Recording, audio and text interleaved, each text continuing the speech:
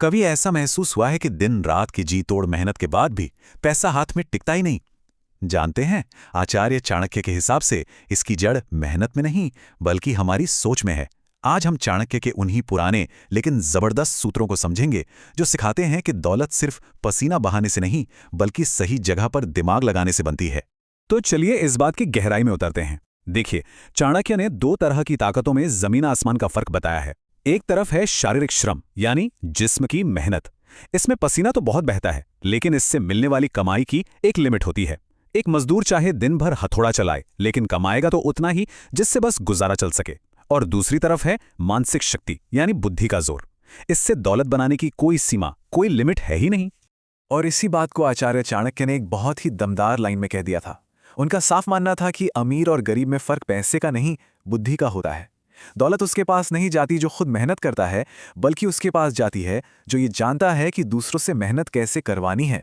तो हमारा पहला सेक्शन इसी एक आइडिया पर टिका है, बुद्धि बनाम मेहनत। यहां हम ये समझेंगे कि चाणक्य क्यों मानते थे कि दौलत कमाना मेहनत का कोई इनाम नहीं है, बल्कि ये तो एक दिमागी खेल है। और अगर ये खेल समझ आ गया तो समझिए दौलत बनाने के असली राज का दरवाजा खुल गया। पता है, चाणक्य ने एक बड़ा मजेदार विचार रखा था। जरा सोचिए, अगर आज दुनिया की सारी दौलत निकालकर सब लोगों में बराबर बराबर बांट दी जाए तो क्या होगा? कुछ सालों में चाणक्य कहते थे सब कुछ वापस वैसा ही हो जाएगा, गरीब फिर गरीब और अमीर फिर अमीर। पर ऐसा क्यों? क्योंकि असली अमीरी या गरीबी बैंक अकाउंट में नहीं, हमारे दिमाग में, हमारी आदतों में होती है।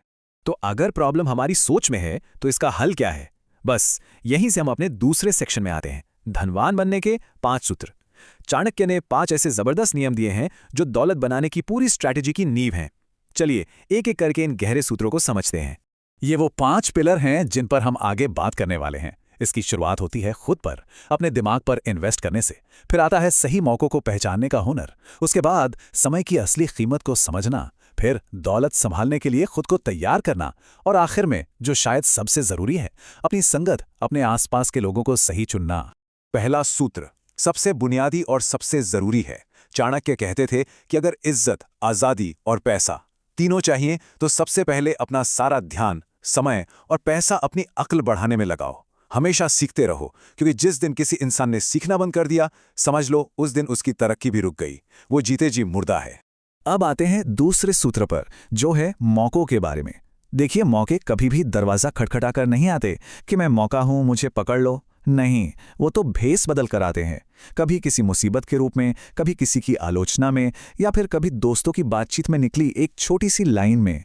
ज्यादातर लोग तो इन्हें देखकर अनदेखा कर देते हैं, लेकिन जो इन्हें पहचान लेते हैं वही आगे चलकर करोड़ों की कहानी लिखते हैं।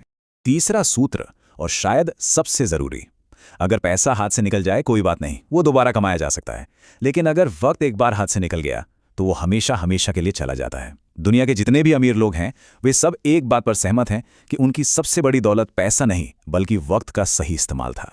और यहीं से हम पहुंचते हैं चौथे सूत्र पर, जिसे ज्यादातर लोग नजरअंदाज कर देते हैं। जानते हैं, पैसा कमाना उतना मुश्किल नहीं जितना उसे अपने पास टिकाकर रखना है। चाणक्य धन की तुलना एक तेज बहती नदी से करते थे।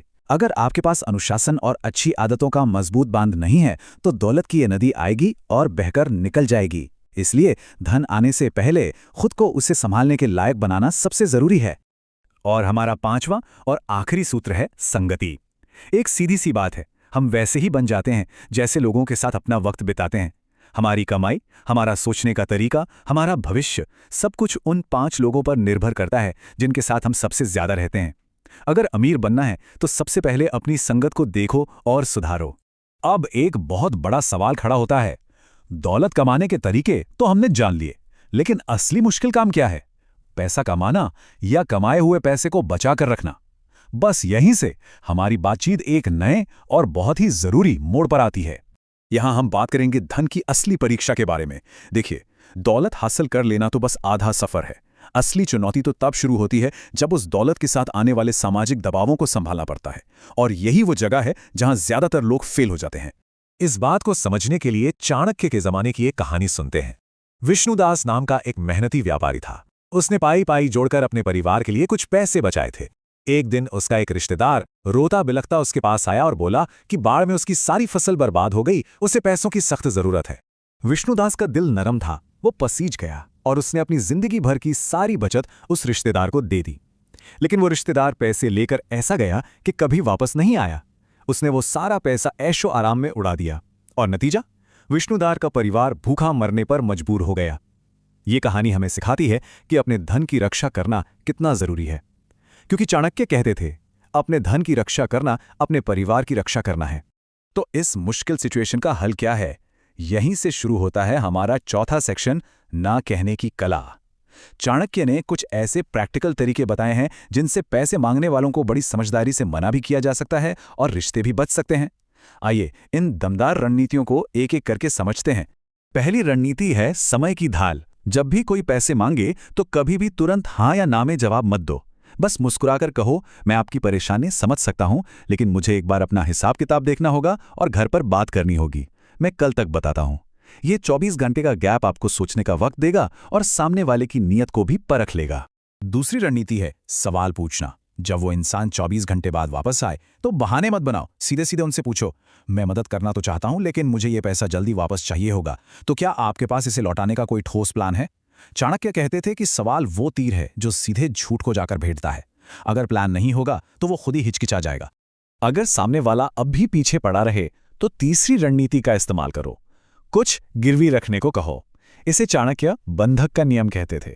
आप बड़ी विनम्रता से कह सकते हैं, ठीक है, मैं पैसे दे दूंगा, लेकिन बदले में मुझे एक छोटी सी गारंटी चाहिए होगी, जैसे कि एक पोस्ट डेटेड चेक।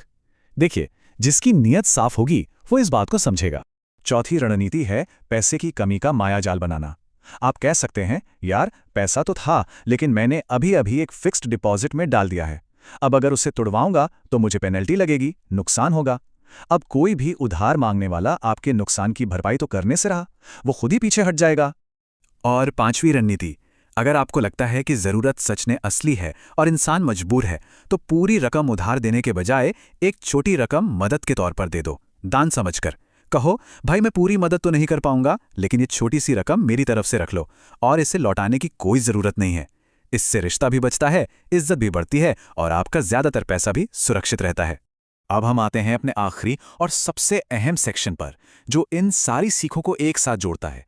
ये सेक्शन हमें रिश्ते और पैसे के बीच की उस कड़वी सच्चाई से मिलवाता है जिसे हम अक्सर जानना ही नहीं चाहते। तो सबसे बड़ी सीख ये है कि पैसे के लिए ना कहना स्वार्थ नहीं है, ये आत्मसम्मान है। ये अपने और अपने परिवार के भविष्य को सुरक्षित रखना है। चाणक्य की सीख का सार यही है कि जो इंसान अपने कमाए हुए धन की रक्षा नहीं कर सकता, वो असल में अपने परिवार की भी रक्षा नहीं कर सकता। और आखिर में चाणक्य की ये सारी बातें हमें एक बहुत गहरे सवाल पर लाके छोड़ देती हैं। एक ऐसा सवाल जो हर रिश्ते की बुनियाद को परखता है। अगर कोई रिश्ता सिर्फ पैसे देने से ही बचता हो तो क्या वो सच में कोई रिश्ता है भी? इस सवाल का जवाब शायद पैसे और रिश्तों को देखने का नजरिया हमेशा के लिए बदल सकता है। इस पर सोचिएगा जरूर।